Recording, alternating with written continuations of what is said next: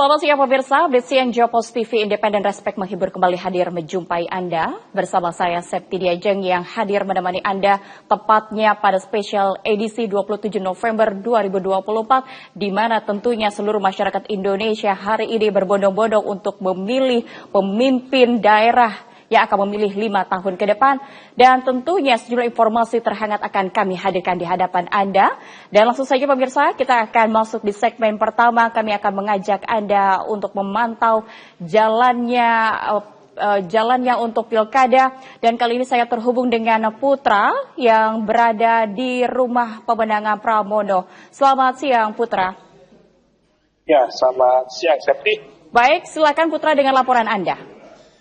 Ya, Septi dan pemirsa Jopos TV, calon gubernur DKI Jakarta nomor 23, Pramono Anung dan wakil gubernurnya Rano Karno tadi telah menyalurkan hak suaranya di TPS Cipete, Jakarta Selatan. Usai melakukan pencoblosan di TPS 046 sendiri, Pramono Anung serta Rano Karno sendiri melanjutkan agenda pertemuan dengan Ketua Umum PDI Perjuangan Megawati Soekarno Putri di kediaman Ibu Megawati Soekarno Putri di Kebagusan Jakarta Selatan. Dalam pertemuan tersebut tadi saya mencoba mengkonfirmasi melalui Pramono Anung sendiri mengatakan bahwa pertemuan tersebut hanya pertemuan silaturahmi usai dirinya dan Rano Karno melakukan pencoblosan di kediamannya masing-masing.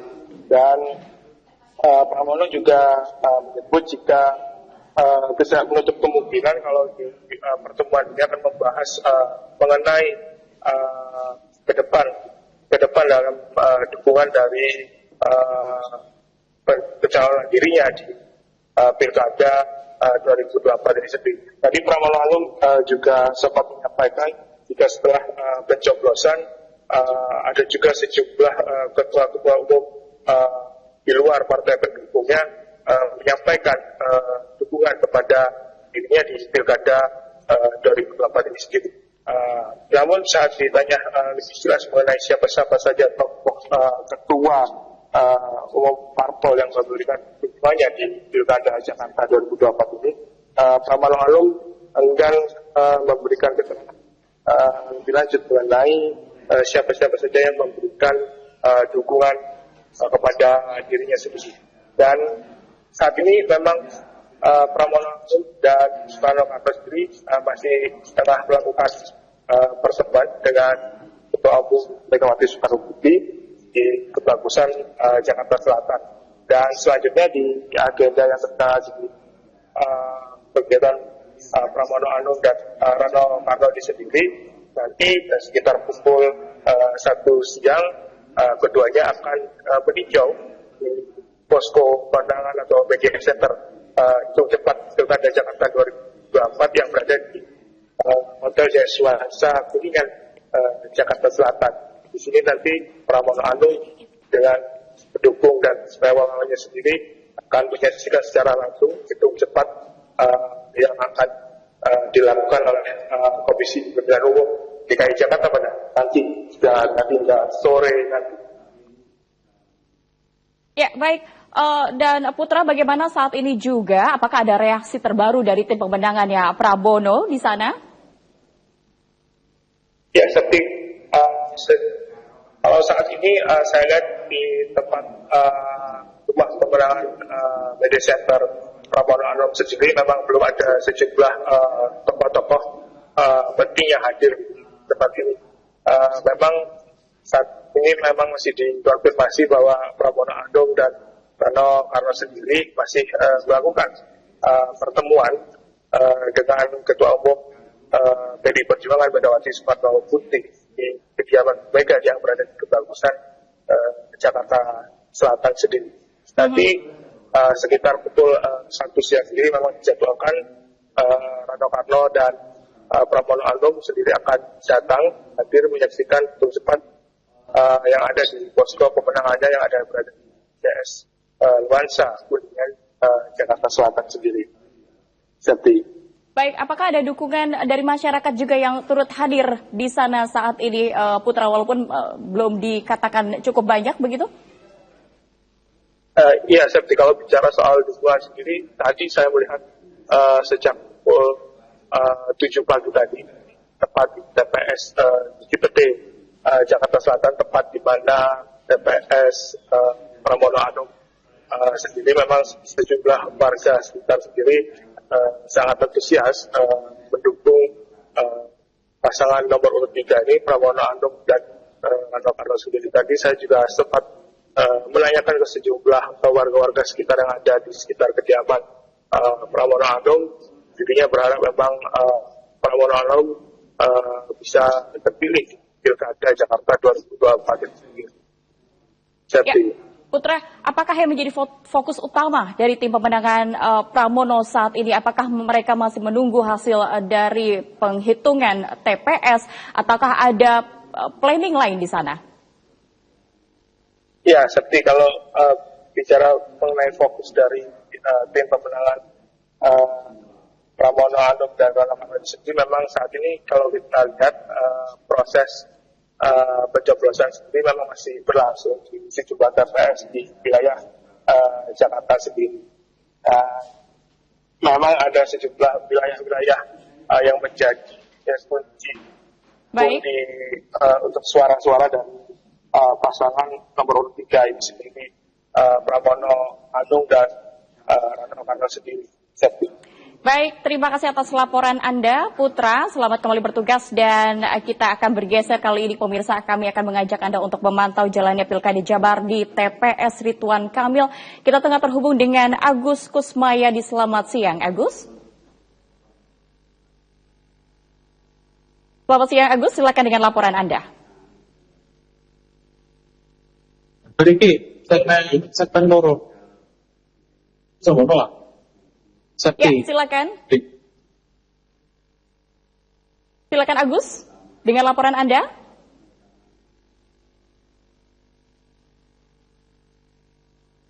Baik, tepatnya hari ini pemirsa, sejumlah daerah telah melakukan jalannya pemilihan kepala daerah. Kurang lebihnya 540 lebih daerah di Indonesia secara serentak melakukan pemilihan untuk memimpin di provinsi, untuk 3 provinsi, kota, dan juga kabupaten. Kali ini kami akan mengajak Anda untuk terhubung dengan reporter Agus Kusmayadi yang akan mengabarkan Pilkada Jabar di TPS Ridwan Kamil. Silakan dengan laporan Anda. Ya baik, saya sekarang lagi berada di rumah kediaman Bapak Ridwan Kamil yang merupakan calon dari Gubernur DKI Jakarta nomor urut 1. Di mana tadi Bapak Ridwan Kamil telah melakukan pencoblosan atau hak suaranya di TPS 023 di kawasan Ranca Bentang, Kelurahan Cumulit, Kecamatan Cidadap. Bapak Ridwan Kamil didampingi istrinya Ibu Atalia tadi sekitar jam 11.20-an tadi telah melakukan pencoblosan, di mana pencoblosan ini tempat TPS ini jaraknya tidak jauh dari kediaman Bapak Ridwan Kamil ini, sekitar berjarak 100 meter. Saat di dalam jumpa pers tadi, Bapak Ridwan Kamil saat disinggung terkait Pilkada Jawa Barat, salah satunya Pilgub Jawa Barat, dia berpesan siapapun yang menjadi pemimpin di Jawa Barat, semoga amanah dan menjadi yang terbaik untuk Jawa Barat. Setelah melakukan pencoblosan tadi, Bapak Ridwan Kamil bersama istri sekitar jam 11.30-an langsung menuju rumah kediaman dan langsung meninggalkan rumah kediaman untuk kembali ke Jakarta untuk menuju rumah pemenangan di Jakarta. Begitu sementara laporan dari saya. Baik Agus, lalu sejauh ini apakah ada indikasi atau data yang menunjukkan keunggulan dari paslon, tepatnya di Pilkada Jabar? Sementara ini saya tadi udah konfirmasi ke pihak KPU Jabar. Belum ada yang masuk ke tabulasi perhitungan suara. Kemungkinan ini di seluruh, termasuk ya di Kota Bandung ini mulai perhitungan suara nanti dimulai dari jam 1 sekarang gitu, Pak. Baik. Lalu seperti apa tadi reaksi dan juga tanggapan dari Ridwan Kamil sendiri terhadap daerahnya yang akan dipimpinnya? Baik, sepertinya kita harus jeda terlebih dahulu. Terima kasih Agus Kusmayadi atas laporan Anda. Nanti kita akan menunggu terus update terkini yang Anda berikan dari Pilkada Jabar. Kita harus jeda terlebih dahulu, tetaplah bersama kami.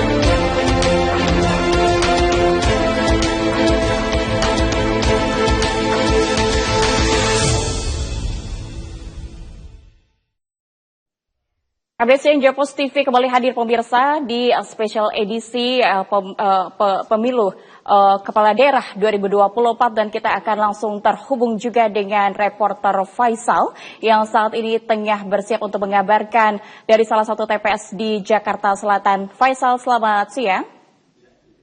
Selamat siang, Septi. Baik, silakan dengan laporan Anda. Ya, baik Septi dan juga pemirsa Jepos TV bahwa baru saja pasangan calon gubernur DKI Jakarta nomor urut 2 yaitu Dharma Pongrekun baru saja menuntaskan hak suaranya di TPS 31 di Lebak Bulus, Cilandak, Jakarta Selatan, yang mana memang berbeda dengan calon-calon biasanya yang menggunakan hak suaranya di pagi hari. Namun untuk Dharma Pongrekun sendiri tadi datang ke TPS 031 di Lebak Bulus ini pada pukul 10:15, hampir setengah 11 siang, dan baru saja kami selesai untuk jumpa pers, dan tadi Dharma menyampaikan bahwa ini adalah momen pertamanya menggunakan hak suaranya, karena memang kita lihat bahwa Dharma Pongrekun ini adalah mantan ataupun pensiunan polisi bintang 3, sehingga semasa dia menjabat sebagai di aparat kepolisian tidak menggunakan hak suaranya, dan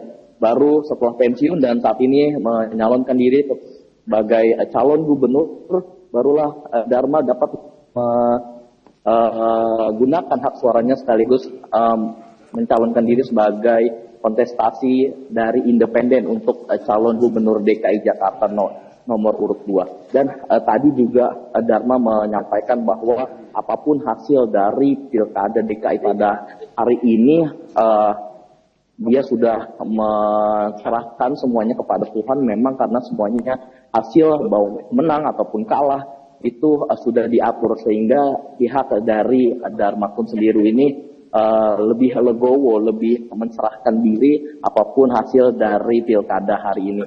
Karena memang pada siang hari ini sudah saatnya TPS bersiap untuk melakukan penghitungan suara, dan nanti sore apabila kita akan pantau sendiri hasil hitung cepat yang dihasilkan pada Pilkada DKI Jakarta sendiri. Karena memang di DKI Jakarta sini ada 3 paslon yang menjadi calon gubernur. Nomor urut 1 yaitu ada Pramono Rano Karno, nomor 2 ada Dharma Pongrekun dan juga Kun Wardana, dan yang ketiga ada maksud kami yang pertama adalah Ridwan Kamil dan juga Susono, dan juga yang terakhir ada Pramono Anung dan juga Rano Karno. Septi.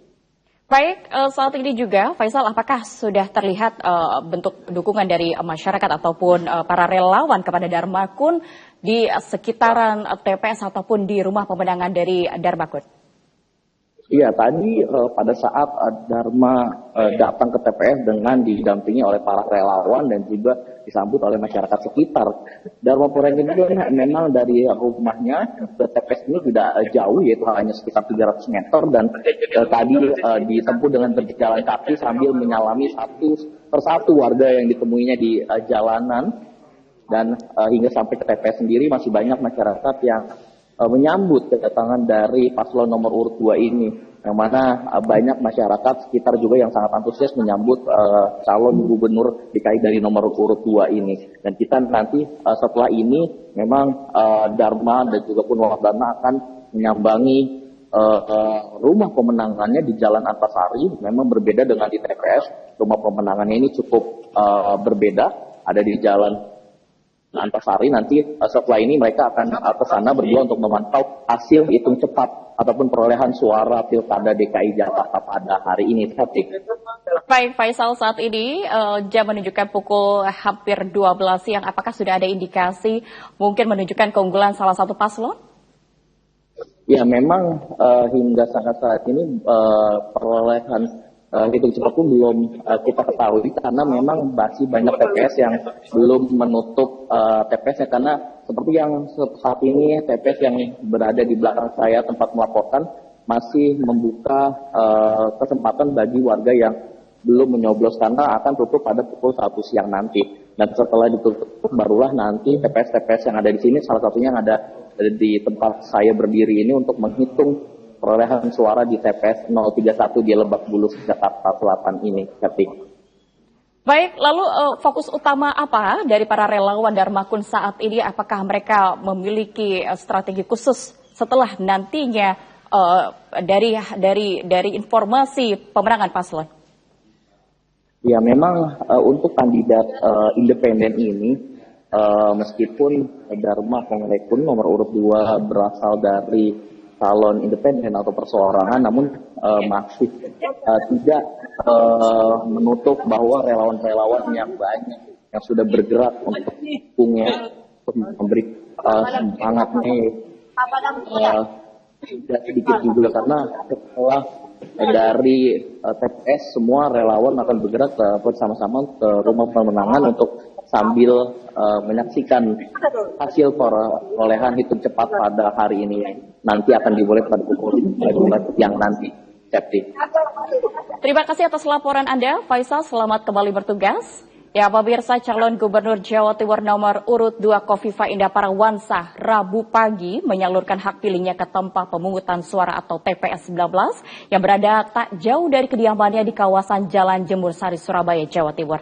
Khofifah ditemani 2 anaknya saat menyalurkan hak pilih ke TPS, dan dirinya optimis pasangan Khofifah Emil menang 1 putaran dalam Pilgub Jatim 2024. Usai melakukan ziarah makam dan santunan anak yatim sekitar pukul 9.30 pagi Rabu pagi tadi, calon Gubernur Jawa Timur nomor urut 2 Khofifah Indar Parawansa mendatangi TPS 19 yang berjarak sekitar 100 meter dari kediamannya yang berlokasi di kawasan Jalan Jemur Sari, Surabaya, Jawa Timur untuk menyalurkan hak pilihnya dalam Pilkada serentak tahun 2024. Dalam menyalurkan hak pilihnya, Khofifah ditemani 2 anaknya, yakni Jalaluddin Managali dan Ali Managali. Usai menyalurkan hak pilihnya, di hadapan awak media, Khofifah menekankan optimisme akan menang telak dalam kontestasi pemilihan gubernur dan wakil gubernur tahun ini. Khofifah juga optimis akan menang 1 putaran karena seluruh relawan dan simpatisan yang sudah bekerja keras membuatnya optimis akan memenangkan ajang Pilgub Jatim 2024. Dan 2 anak saya hari ini telah menggunakan hak pilih di TPS 19, ini TPS yang memang terdekat dari rumah, dan tentu saya mengajak seluruh warga bangsa, terutama warga Jawa Timur, ayo segerakan ke TPS, gunakan hak pilih pada Pilkada serentak hari ini. Semua saya minta mengawal, semua tim relawan, ketika kita sudah beristirahat maksimal, maka sekarang ini kawal suara rakyat sampai dengan proses pemilihan selesai, penghitungan selesai di TPS, penghitungan selesai di PPK, penghitungan selesai di tingkat kabupaten, dan penghitungan selesai di tingkat provinsi. Saya mohon semua relawan, partai-partai pengusung, semuanya mengawal proses pilihan rakyat pada hari ini. Ibu, target kemenangan Ibu?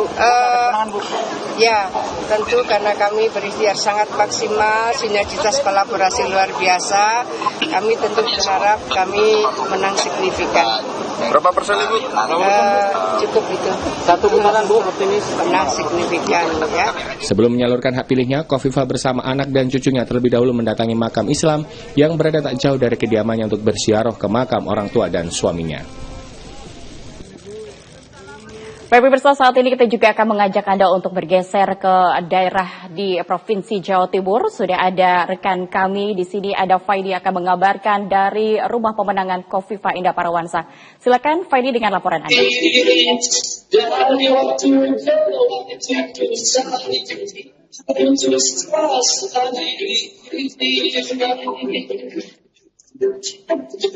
Ya, Faidi. Sepertinya ada gangguan audio. Silakan terhubung kembali Faini.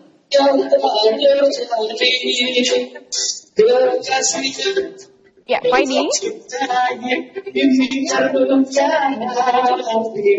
Kita masih menanti tentunya pemirsa seperti apa update terkini yang akan dikabarkan dari rekan kami. Faini akan mengabarkan tentunya jalannya pilkada pemilihan kepala daerah 2024 dari Provinsi Jatim. Namun kita bergeser dulu ke informasi selanjutnya. Calon Gubernur Jawa Timur nomor urut 3 Tri Risma hari ini menyoblos di TPS 16 Kelurahan Jajar Tunggal, Kecamatan Wiung, Surabaya. Risma datang ke TPS bersama suami dan anak keduanya serta diantar warga perumahan. Sebelum berangkat ke TPS, Risma menyatakan jika menjadi Gubernur Jawa Timur memiliki tanggung jawab yang berat, namun siapa yang akan menjadi Gubernur Jawa Timur nanti sudah ditakdirkan oleh Tuhan.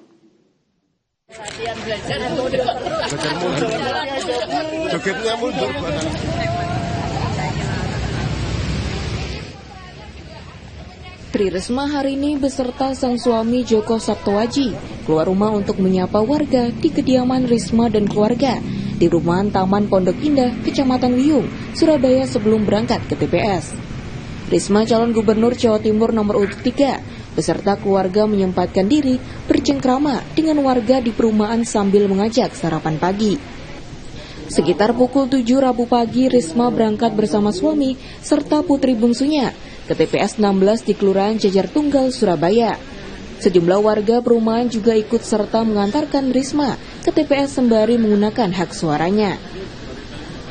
TPS 16 tempat Risma mencoblos kali ini berbeda dengan TPS saat Risma mencoblos pada Pilpres 2024 lalu, di mana lokasi TPS 16 ini sedikit lebih jauh dari TPS sebelumnya karena berjarak kurang lebih 300 meter berjalan kaki menuju Jalan Keramat 2 tempat TPS 16 berada.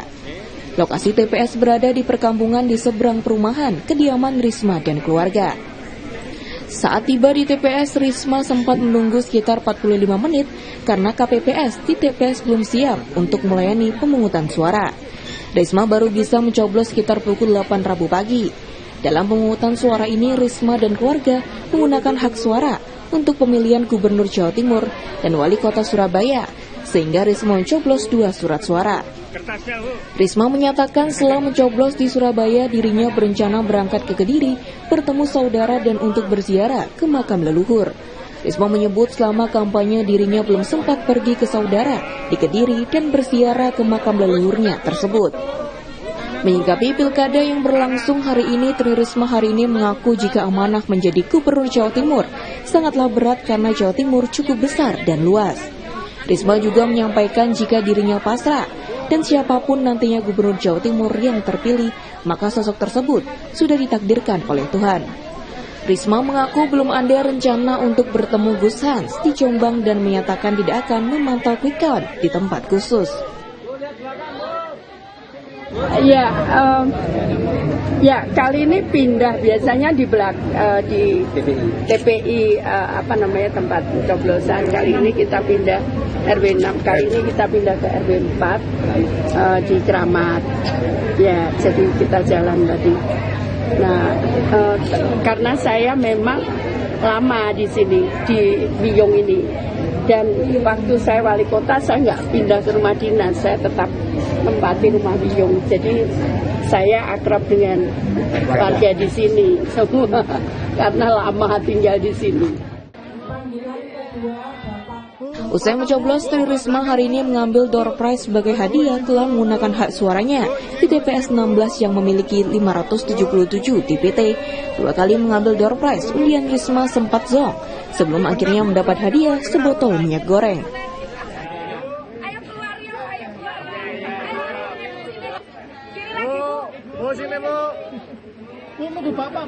Dan saat ini juga pemirsa, kita akan mendengarkan laporan langsung dari rekan kami Maulana yang berada di posko pemenangan Tri Risma hari ini. Selamat siang Maulana.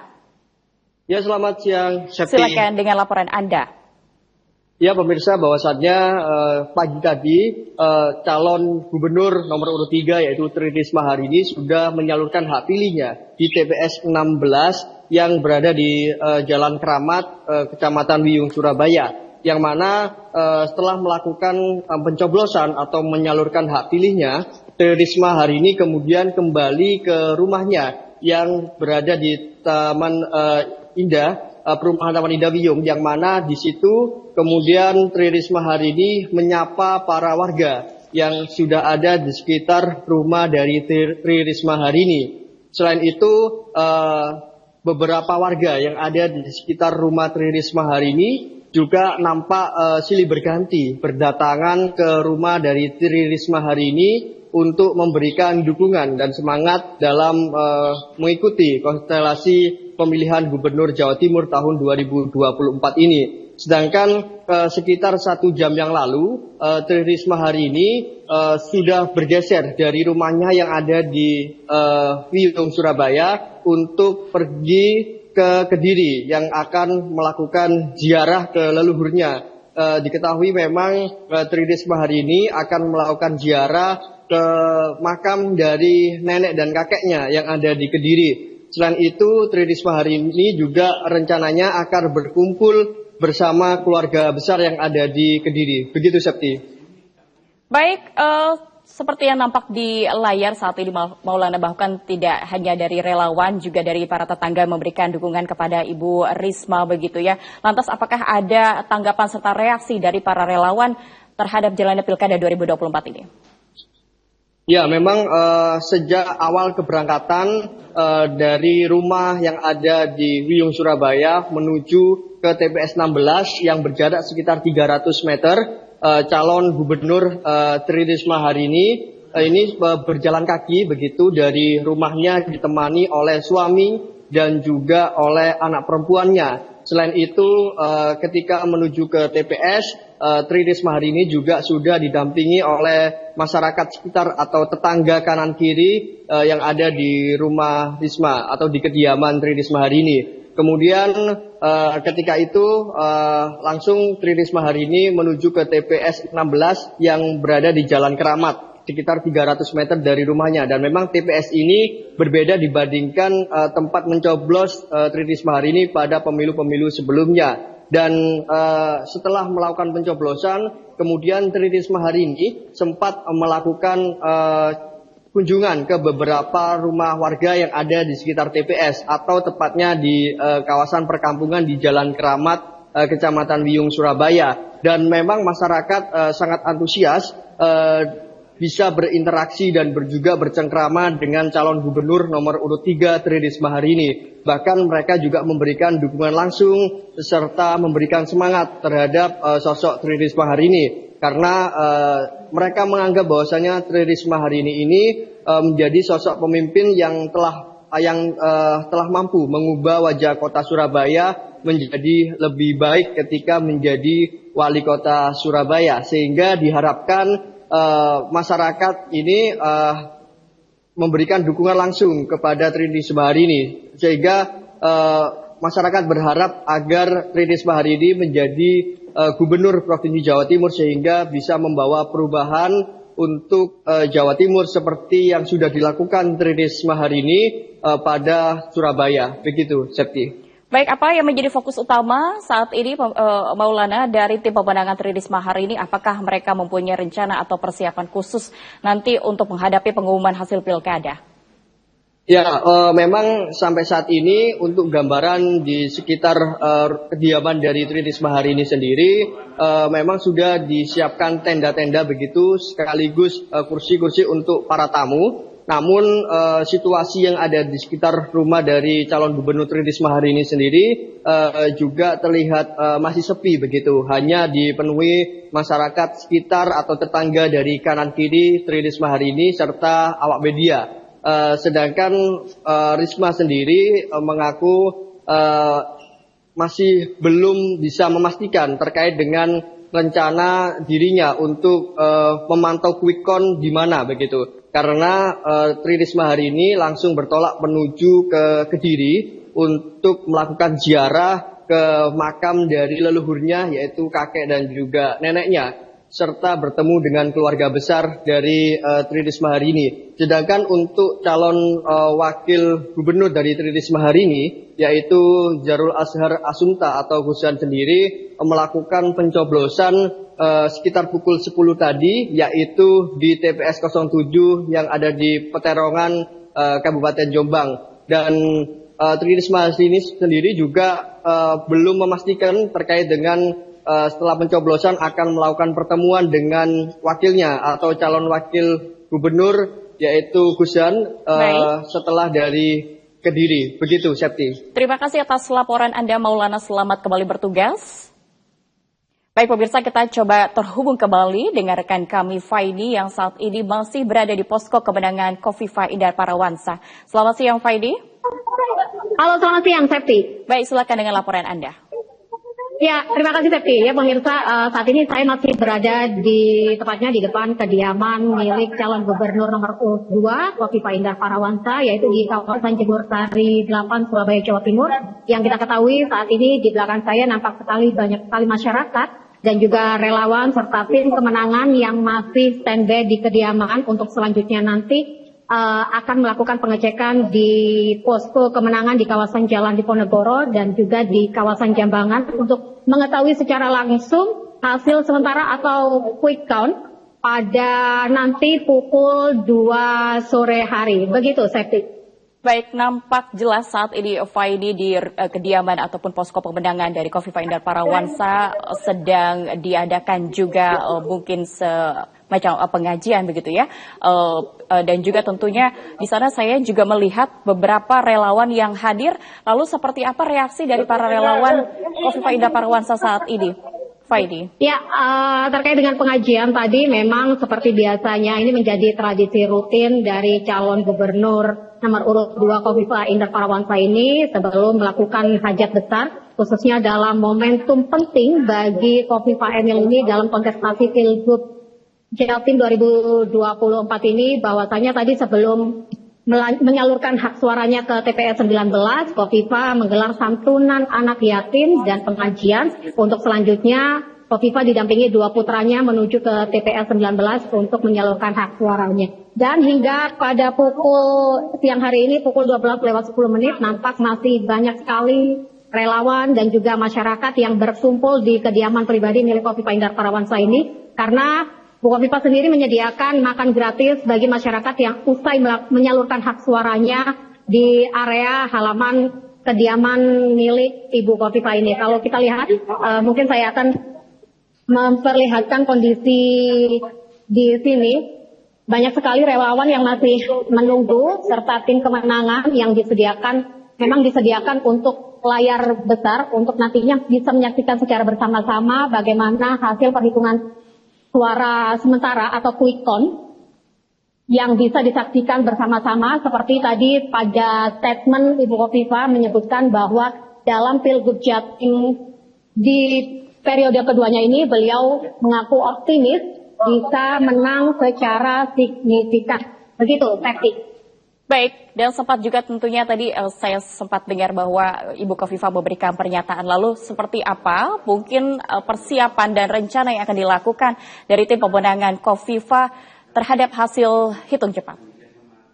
Ya, memang sebelumnya juga Bu Khofifah sendiri secara langsung sempat meninjau di posko kemenangan utama di Jalan Diponegoro untuk melihat langsung tim quick count yang sudah disediakan dari tim kemenangan. Namun untuk hasil memang saat ini mereka masih belum kita ketahui untuk update hingga hari saat ini untuk perhitungan sementara perolehan suara, mengingat Dan saat ini masih banyak masyarakat yang masih menyalurkan suara mereka untuk pemilihan gubernur dan wakil gubernur Jawa Timur 2024 ini hingga pukul 1 siang nanti ditutupnya proses pemenuhan hak suara bagi masyarakat Jawa Timur. Dan tadi memang sudah diinformasikan oleh tim kemenangan bahwa nantinya Bu Kofifa dan juga Pak Emil ini dijadwalkan akan meninjau langsung posko kemenangan yang ada di Jambangan dan juga di sentral di Jalan Diponegoro untuk melihat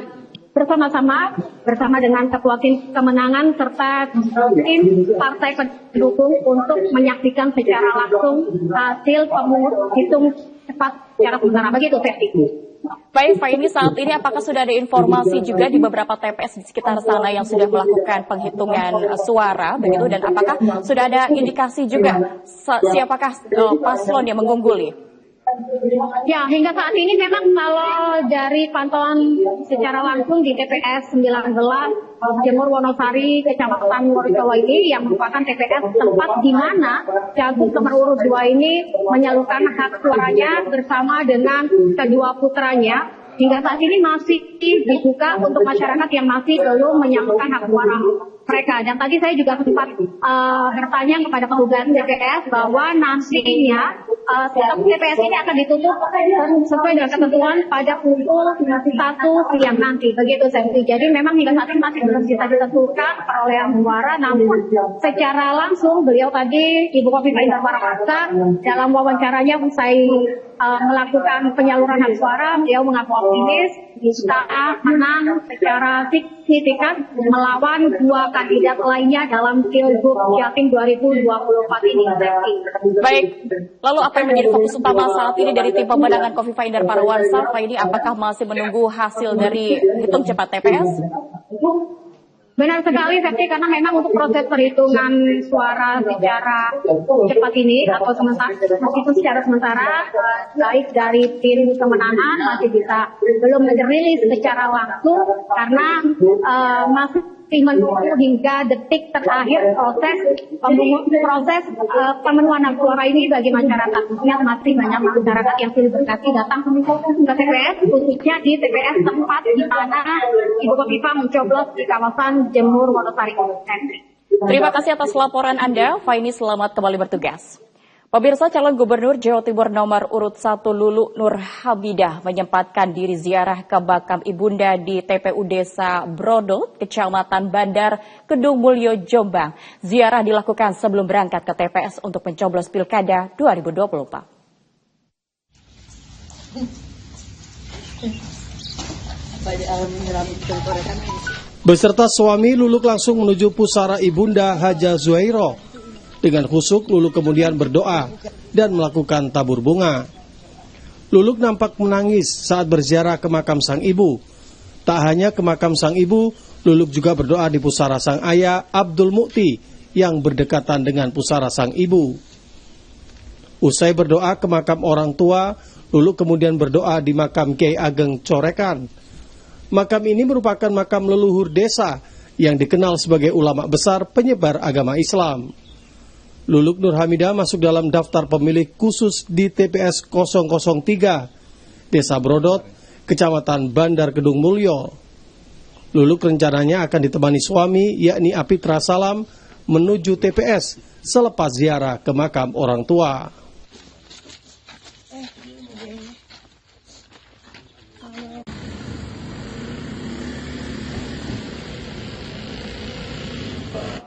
Masih dari Provinsi Jawa Timur, pemirsa, saat ini kami akan mengajak Anda untuk mengupdate seperti apa situasi yang ada, yang terlaksana juga mungkin dari beberapa relawan yang hadir di sana dan juga dukungan masyarakat di Posko Lulu dan juga Lukmanul Hakim yang akan kami coba hubungkan dengan reporter kami Riza di sana. Selamat siang, Riza.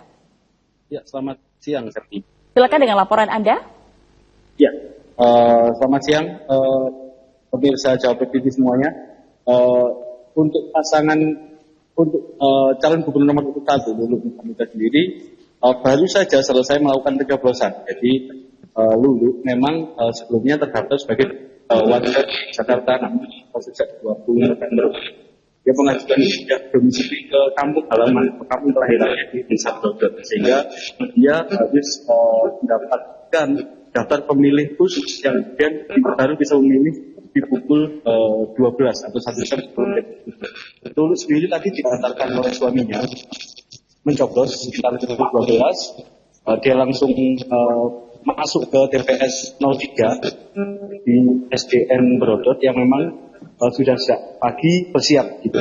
Sebelum mencoblos sendiri Lulu juga sempat berkeliling, dia sempat ziarah ke makam orang tuanya, menemui juga beberapa relawan, juga beberapa teman sekecil untuk meminta dukungan juga doa. Demikian. Baik, Riza, apakah ada persiapan khusus dari tim pemenangan Lulu dan juga Lukmanul Hakim untuk menghadapi pengumuman hasil pilkada nanti? Ya, sampai siang ini di rumah Lulu yang ada di Desa Brodot sendiri kondisinya masih sepi. Lulu sendiri baru meninggalkan TPS dan kemudian menuju tempat lain yang belum terkonfirmasi juga dia mau kemana. Yang jelas dia dalam pengawalan petugas juga. Dia baru saja meninggalkan TPS untuk menuju tempat lain mungkin untuk berkoordinasi dengan relawan maupun pendukung yang lain. Ya. Ya, Riza. Ya. Baik. Ya. Bagaimana reaksi dari tim pemenangan Luk dan juga Lukmanul? Apakah terlihat sekali ketegangan atau justru optimisme yang muncul? Ya, Lulu sendiri tadi nyoblos dan juga berkeliling kampung ditemani oleh beberapa relawan mereka. Rata-rata memang ibu-ibu yang menggunakan seragam putih dengan kerudung ungu. Mereka tampak menemani Lulu dengan berbagai kegiatannya. Beberapa temanku yang dihampiri ketika dia berkeliling desa juga sangat senang karena Lulu memang sudah lama sekali tidak pulang ke desa dan menjalani pilkada ini kita pulang lagi ke rumah dan kampung tanah kelahirannya.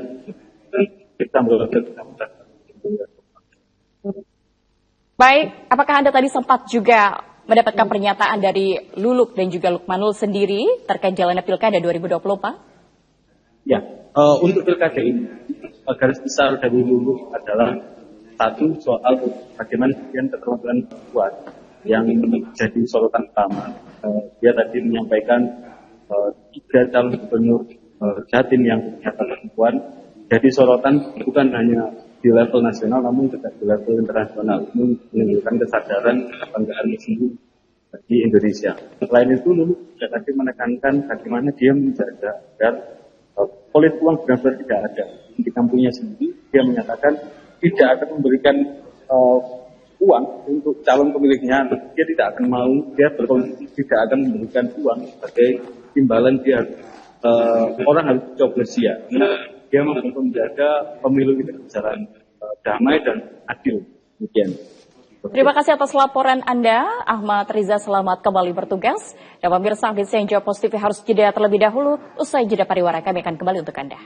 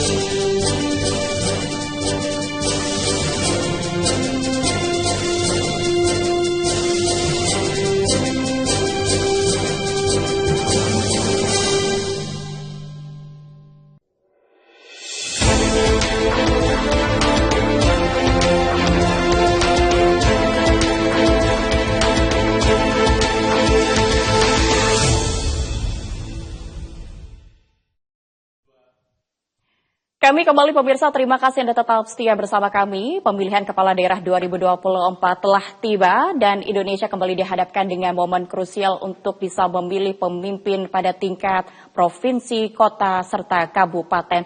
Dan ini menjadi sebuah demokrasi di mana juga menentukan untuk masa depan, arah masa depan dari daerah. Dan tentunya juga bukan menjadi hal yang luar biasa, karena sudah menjadi hal yang biasa, karena tentunya pada setiap pemilihan itu menemukan tantangan-tantangan besar. Namun juga tidak menampik bahwa tentunya dari pemilihan ini kita juga bisa memberikan harapan-harapan untuk kemajuan daerah yang lebih positif. Dan tentunya dalam program ini kami akan mengangkat temanya. Kita akan berdialog dengan dua narasumber di sini dengan tema mengurai tantangan-tantangan sekaligus juga menggali harapan-harapan pada Pilkada 2024. Saya tidak sendiri karena saya sudah ditemani dengan dua narasumber di sini. Saya turut menyapa. Selamat siang kepada Dr. Agus M. Fauzi, MSI, selaku sosiolog politik UNESA. Bagaimana kabarnya Bapak? Selamat siang. Kabarnya bagaimana Bapak? Alhamdulillah baik. Alhamdulillah baik, sempat mencoblos pada pukul berapa sudah. nih Pak? Wah. Waduh, sudah menggunakan hak pilih suaranya ya. Baik, terima kasih dan juga telah hadir di sini di studio Jopos TV ada Profesor Sunardo Edi Wibowo selaku pengamat hukum. Selamat siang Pak Bowo. Selamat siang. Bagaimana tadi mencoblosnya lancar Pak? Pukul berapa? Oh tadi pukul 8. Pukul 8 pagi. Alhamdulillah. Setelah nyoblos sehat, malah sehat.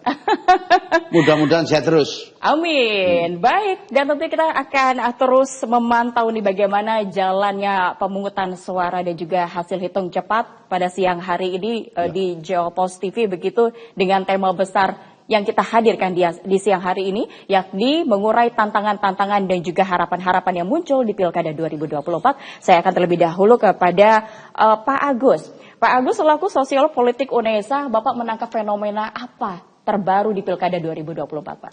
Pertama, ada semangat bagaimana pemerintah pusat sama pemerintah provinsi dan daerah itu satu garis komando, satu garis program bagaimana mengelola permasalahan-permasalahan yang ada. Meskipun dalam prakteknya mungkin hal itu menemukan kendala di berbagai tempat satu dengan lainnya. Kemudian yang kedua adalah ada koalisi-koalisi partai politik yang sebenarnya inginnya jadi satu, sinergis begitu, tetapi dalam prakteknya itu tidak seperti yang diharapkan. Sehingga di beberapa partai, di beberapa tempat partai A dengan B, partai A dengan C, tapi di tempat lainnya itu agak berbeda. Kemudian yang ketiga adalah terkait dengan yang namanya petahana, itu ada semangat para petahana yang sukses itu pemerintah yang sedang berkuasa itu bagaimana bisa di-endorse dan dilanjutkan, kecuali adalah mereka tidak bisa diajak komunikasi. Tiga hal itu menjadi sesuatu dalam proses pilkada. Tetapi ada satu hal dalam proses hari ini, bahwa saya mendengar bahwa politik uang masih terjadi, meskipun sebetulnya kebersamaan ini adalah bagaimana menghilangkan politik uang. Maksudnya agak sulit sepertinya. Tetapi itu masih terjadi, padahal orang semua, maksudnya gini, supaya konsentrasi orang itu tersebar sehingga tidak ada, tapi itu masih terjadi. Masih terus terjadi. Bagaimana kata Pak Bowo nih dari kacamata hukum Bapak, fenomena baru apa di tahun 2024, Pilkada 2024? Ya jelas kalau saya bicara masalah normatifnya, aturan hukumnya. Nah, kalau dulu 1.14 diperbarui 1.15, sekarang 10.2016. Ada satu persoalan, ketika ada money politik, ada pasal yang menjerat. Baik. Pertama adalah pasal 78 nih. Ya. Nah, kemudian di samping itu kalau sampai terjadi ya ayat 1, 2 dan seterusnya, ketika ada persoalan, maka baik itu sebagai salah satu calon, kalau itu calon ya, ini atas perintah calon, itu bisa didiskualifikasi. Nah, tapi jangan sampai apa yang ada koalisi-koalisi, ya bagus tadi ada koalisi lah, partai ini jangan sampai koalisi Bawaslu sama KPU, ya toh, kalau sudah koalisi lah ini namanya rusak tatanan. Nah, oleh karena itu sampai ketahuan harus adanya sanksi. Betul sekali. Sanksinya adalah 36 bulan, maksimal 72 bulan. Jadi kalau sudah mempunyai kekuatan hukum tetap, maka bisa dieksekusi. di dalam satu hukum acara demikian. Baik, menarik sekali. Dan Pak Bowo dan juga Pak Agus, coba kita berbicara lebih awal ini terkait persiapan Pilkada 2024 begitu ya. Mengingat Pilkada 2024 ini dilaksanakan serentak begitu ya, kurang lebih 540 lebih daerah di Indonesia hari ini. Apa tantangan logistiknya Pak yang paling besar dihadapi?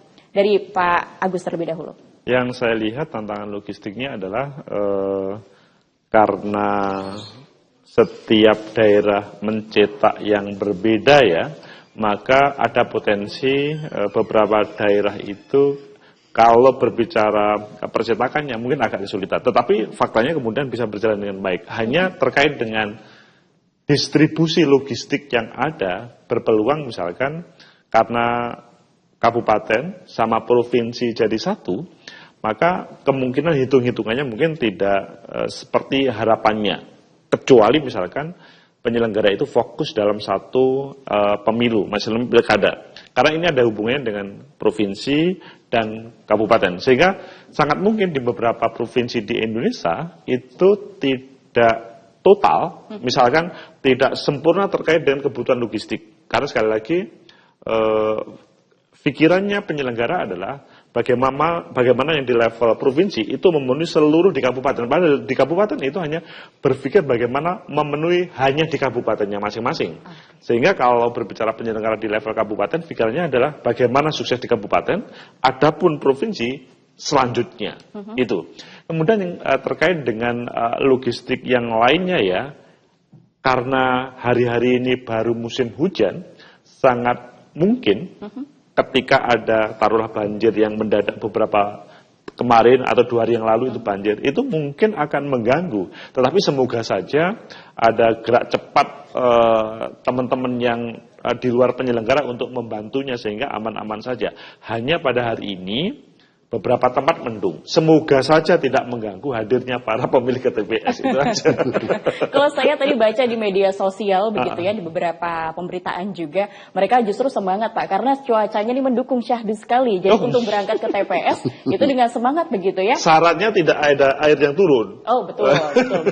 Mudah-mudahan ini dijaga nih oleh Tuhan ya, terlaksana dengan lancar begitu ya, kondusif. Baik, ini kalau saya juga menanyakan kepada Pak Agus soal angka partisipan yang memilih, adakah beberapa daerah juga masih mungkin menurut data dari Pak Agus, apakah cukup banyak dari beberapa daerah yang mungkin angka partisipannya masih rendah? Kalau melihat target dari beberapa penyelenggara ya, sekarang itu sudah naik sekitar 80%. Kalau pada pemilu sebelumnya itu adalah 75%. Ini pertanda bahwa harapan tersebut bagaimana pada pemilu kali ini itu kemudian lebih tinggi lagi. Seperti di Surabaya misalkan, bagaimana KPU dan Bawaslu itu bekerjasama dengan asosiasi rumah makan, itu mereka yang sudah nyoblos bisa makan warak, makan kenyang di beberapa rumah makan. Ini sebetulnya sebuah cara untuk meningkatkan partisipasi. Meskipun sebetulnya bagi teman-teman yang concern dalam dunia politik, maksudnya pikirannya itu adalah pure politik. Ini adalah membahayakan dalam dunia demokrasi. Karena diiming-imingi dengan harapan makanan itu tadi. Oke, sampai situ dulu Pak Agus, katanya bahaya. Nanti saya akan tanyakan lagi. Namun kita coba bergeser dulu ke daerah Semarang. Kita akan terhubung dengan reporter Sulis yang akan mengabarkan dari Posko Andika Hendi. Selamat siang, Sulis. Ya, selamat siang, Septi. Silakan dengan laporan Anda. Baik, Septi. Sekarang posisi saya berada di TPS 03, Kelurahan Lempong Sari, Kecamatan Gajah Limpur. Belakang saya ini adalah TPS tempat pasangan calon gubernur dan wakil gubernur nomor urut 1 Andika Perkasa dan Hendra Priyadi mencoblos. Hendra Priyadi Cawagup yang berpasangan dengan Andika Perkasa sudah mencoblos sekitar jam 9:30 pagi tadi, dan Andika Perkasa sebagai calon gubernur baru saja sekitar 10 menit yang lalu meninggalkan lokasi TPS dan memberikan suaranya di TPS 03 Kelurahan Lempong Sari. Andika di TPS 03 masuk dalam daftar pemilih khusus atau DPK karena namanya tidak masuk dalam daftar pemilih tetap karena baru saja pindah domisili pada bulan November ini.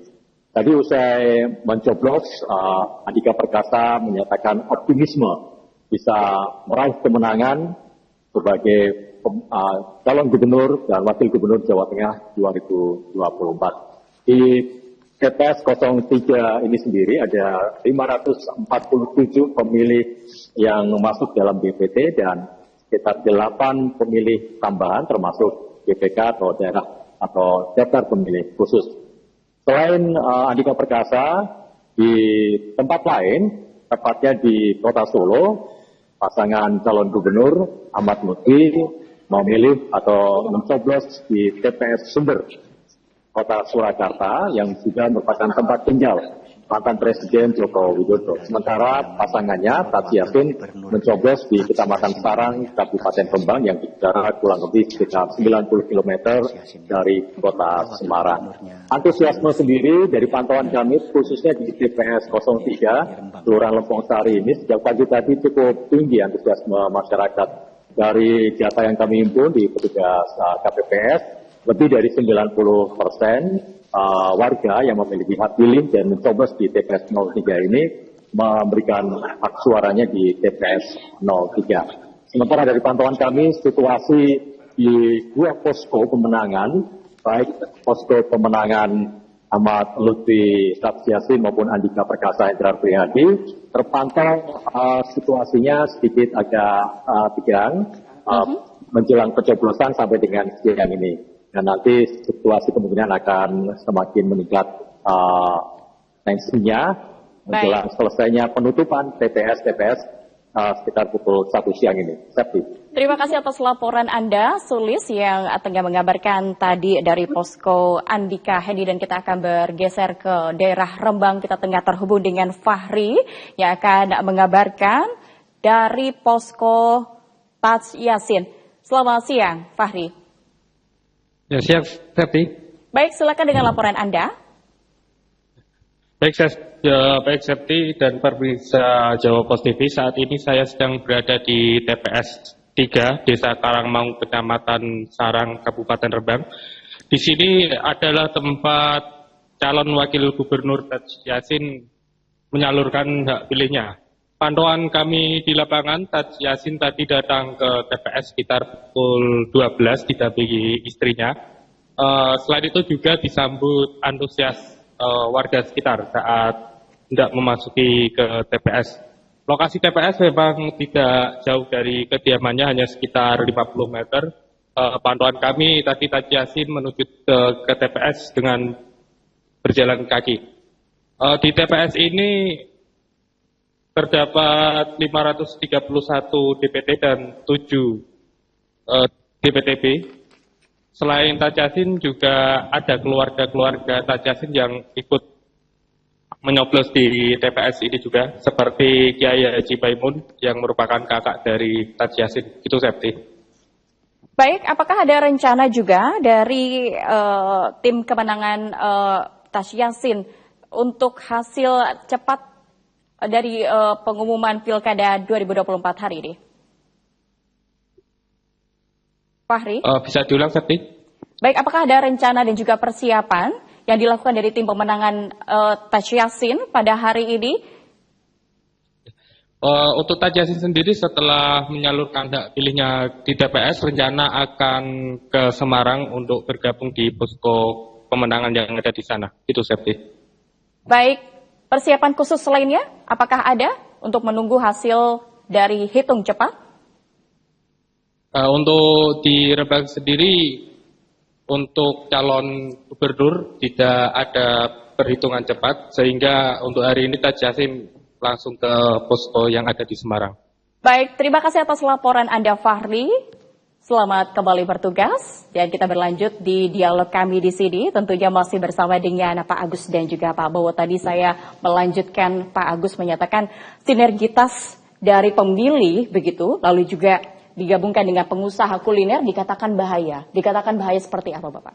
Bahayanya itu kalau para aktivis demokrasi, pro demokrasi, itu melihat bagian seakan-akan menjadi bagian dari calon. Itu membahayakan, karena berbicara memilih itu seharusnya itu adalah kesadaran seseorang untuk hadir di TPS. Apakah dia hadir dengan pilihannya, atau bahkan hadir dengan tidak memilih, atau bahkan tidak hadir, itu dalam dunia demokrasi itu adalah hak mereka semuanya. Nah, semoga saja KPU sama Bawaslu tidak menghubung-hubungkan dengan salah satu calon, kebetulannya hanya satu calon. Nah, semoga aja bukan karena itu, tetapi karena memang keberadaan pemilih itu adalah memang sadar untuk hadir di TPS, atau mereka tidak terpengaruh karena itu untuk memilihnya. Begitu. Maka cara efektifnya menurut Pak Agus seperti apa untuk bisa meningkatkan partisipasi masyarakat? Dalam dunia demokrasi berbeda dengan KPU ya. Kalau dalam dunia demokrasi berapapun itu adalah syaratnya karena berdasarkan itu kesadaran, maka tidak ditarget 100% atau 50%. Tetapi dalam hal terkait dengan teknis, KPU nanti dikatakan tidak berhasil kalau misalkan pada kesempatan ini partisipasi pemilih itu lebih kecil daripada kemarin. Padahal sebetulnya dalam dunia demokrasi itu tidak, tetapi dalam hal publik penilaian itu menjadi masalah. Baik, nah itu tadi terkait meningkatkan partisipasi cara efektif menurut Pak Agus, begitu ya Pak. Lalu kita lagi akan bergeser soal proses pencalonan dan kampanye. Menurut Pak Agus dan juga Pak Bowo ini, sejauh mana sebenarnya sistem pencalonan kepala daerah Pilkada 2024 ini memberikan peluang bagi calon yang berkualitas dan bukan popularitas? Terlebih dahulu dari Pak Agus. Iya. Harapannya adalah setiap daerah itu dipimpin oleh seorang kepala daerah yang memang berkualitas. Satu, berkualitas itu adalah memang dia diharapkan hadirnya oleh para pemilih. Hanya saja pada kesempatan ini yang bisa menampilkan itu adalah partai politik atau gabungan partai politik. Sehingga di beberapa tempat itu ada kendala. Kemudian yang kedua, terkait dengan peluang-peluang yang sementara ini tidak hadir menjadi calon. Misalkan di Jawa Timur itu ada 5 kabupaten kota yang hanya satu pasangan calon. Apakah itu kemudian bermasalah atau tidak? Menurut saya, apakah pertanyaannya adalah apakah memang di 5 kabupaten kota itu tidak ada orang lain yang mampu menjadi calon? Itu maksudnya. Itu fenomenanya seperti apa, nanti boleh dijawab usai jeda pariwara berikut ini. Pak Agus dan juga Pak Bowo tetaplah bersama kami dan kami akan kembali usai jeda pariwara berikut ini.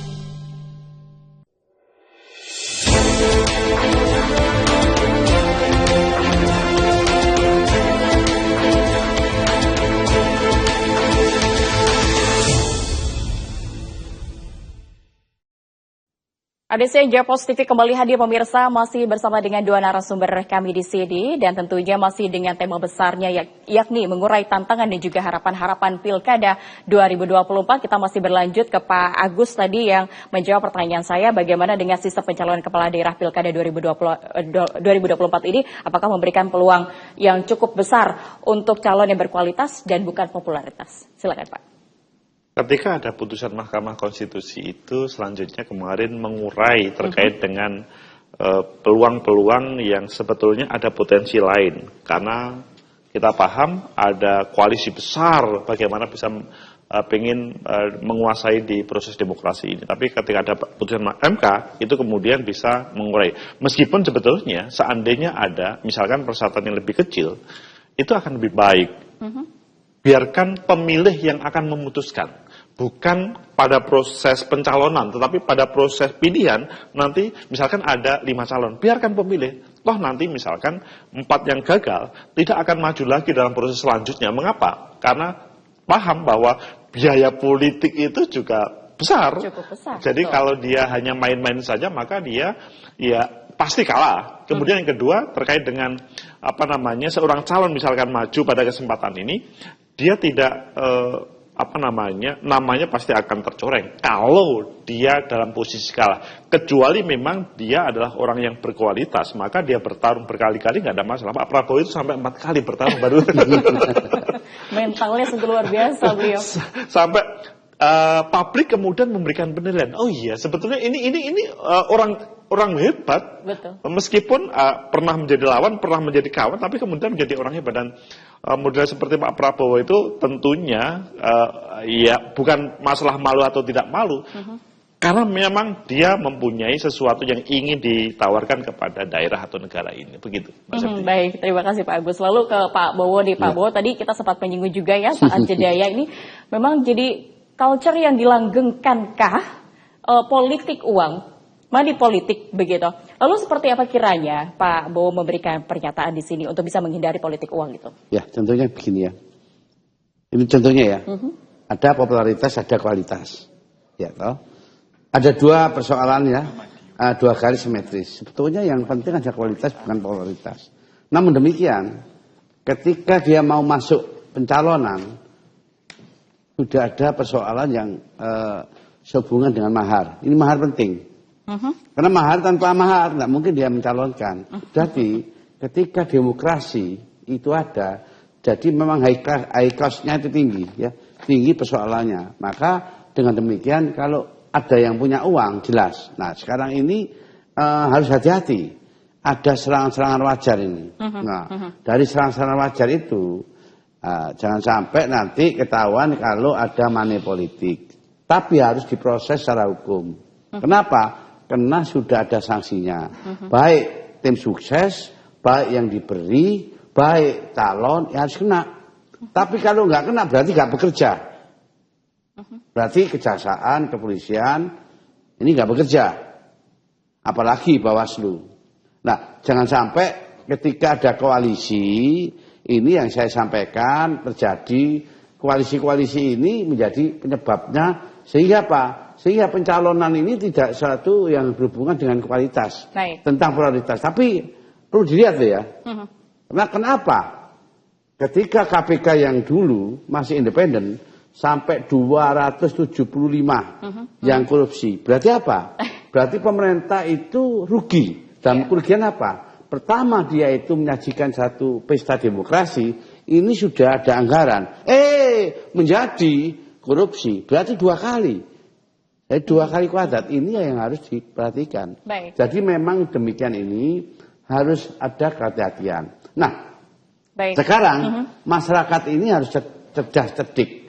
Jangan adalah uang itu apa, ya. Tapi nanti kalau dipilih hanya saja sebetulnya apa sih yang diinginkan? Baik. Ya, pertama kesejahteraan.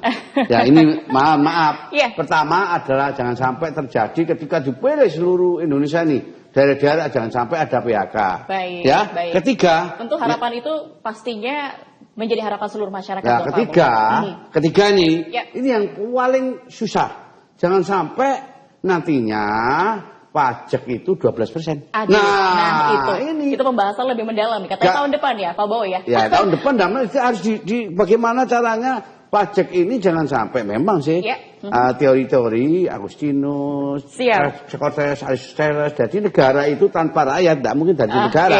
Nah, karena rakyat ini jangan sampai rakyat ini ya, jangan sampai nanti dicekik dengan adanya pajak itu hanyalah jangan dicekik oleh pajak. Baik, Pak Bowo ditahan dulu, kita akan bergeser dulu untuk bisa memberikan update terkini dengan jalannya Pilkada 2024 di Madiun. Kita tengah terhubung dengan Tori Andromeda. Selamat siang.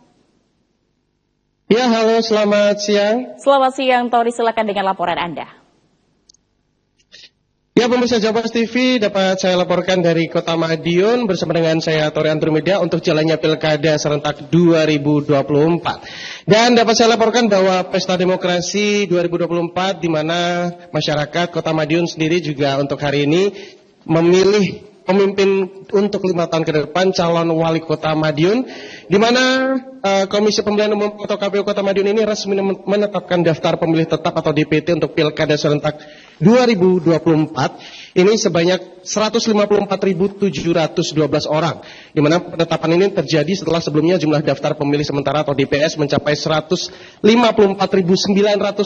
orang, sehingga terjadi penurunan sekitar 248 orang pemilih. Dan walaupun memang ada penurunan sekitar 248 pemilih, namun antusiasme dan juga semangat dari masyarakat untuk bisa mencoblos untuk hari ini juga luar biasa. Dan dapat saya laporkan untuk kondisi TPS yang pagi hari tadi sempat kami liput, ada 3 TPS, di mana 3 TPS itu merupakan lokasi di mana para calon wali kota Madiun ini menyalurkan hak suaranya. Dan perlu diketahui juga pemirsa Jopos TV bahwa Pilkada Kota Madiun 2024 ini mempertarungkan pasangan nomor urut 1 Indaraya Ayumiko Saputri dan Aldi dengan tagline Dedi Juara. Kemudian pasangan nomor urut 2 Maidi dan juga Bagus Panuntun atau Madiun. Dan juga pasangan nomor urut 3 yaitu Boni Laksmana dan juga Bagus Rizky Dinauran atau Bonus. Dan dapat kami laporkan bahwa calon wali kota nomor urut 1 Indaraya Ayumiko Saputri yang diusung oleh PDI Perjuangan dan P3 ini melakukan pencoblosan di TPS 10 di Jalan Serayu, Kelurahan Pandean. Baik, Tori Andromeda, apakah bisa mendengar saya? Ya, bisa. Ya, baik, terima kasih atas laporan Anda, Tori Andromeda, yang sudah melaporkan. Dan tentunya pemirsa, program Update Siang Jopos TV kita akhiri karena mengingat memang keterbatasan waktu, tapi tentunya dari program ini kita masih akan lanjutkan kepada dialog kali ini. Tadi masih menanggapi untuk pernyataan dari Pak Bowo soal politik uang. Tapi kita juga akan mendengarkan juga dari pandangan Pak Agus selaku sosiolog. Pak, kalau bisa dikatakan uang itu adalah simbol kemakmuran begitu Pak bagi masyarakat Indonesia. Jadi hal-hal seperti itu, culture melanggengkan untuk politik uang ini masih terjadi, begitu masih banyak terjadi. Lantas seperti apa menurut Anda untuk bisa menghindari politik uang dan juga praktik kampanye yang tidak sehat?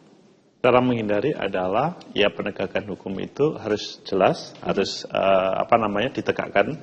Mereka yang memang menerima ataupun memberi memang harus ditegakkan. Tapi yang lebih penting itu adalah kesadaran masyarakat itu perlu dibuka supaya karena mereka yang politik uang pasti APBD selanjutnya itu dihabiskan oleh calon, sehingga kesadaran itu penting. Mereka yang taruhlah misalkan hari ini memberikan 100-200 ribu, itu dipastikan bahwa pembangunan dan lain-lainnya itu nanti bermasalah karena pikirannya calon itu tidak akan pernah berpikir bagaimana pembangunan berjalan, tetapi bagaimana uang yang digunakan untuk politik uang itu kemudian kembali duluan. Itu yang paling penting. Penting sekali pastinya. Terima kasih banyak atas waktu yang diberikan di sini Pak Bowo dan juga Pak Agus setelah tadi mencoblos. Mungkin masih banyak setelah ini kegiatan yang harus dijalankan ya, apalagi juga kita masih memantau dan juga seperti apa kira-kira update terkininya nanti akan terus kami kabarkan dalam program Jopos TV lainnya. Dan pemirsa, demikian serangkaian informasi dan juga berita yang bisa kami hadirkan dalam program Update Siang Jopos TV. Terima kasih banyak tentunya atas segala perhatian Anda. Saya Septi Deja pamit undur diri. Selamat siang dan sampai jumpa. Terima kasih banyak Pak Bowo dan juga Pak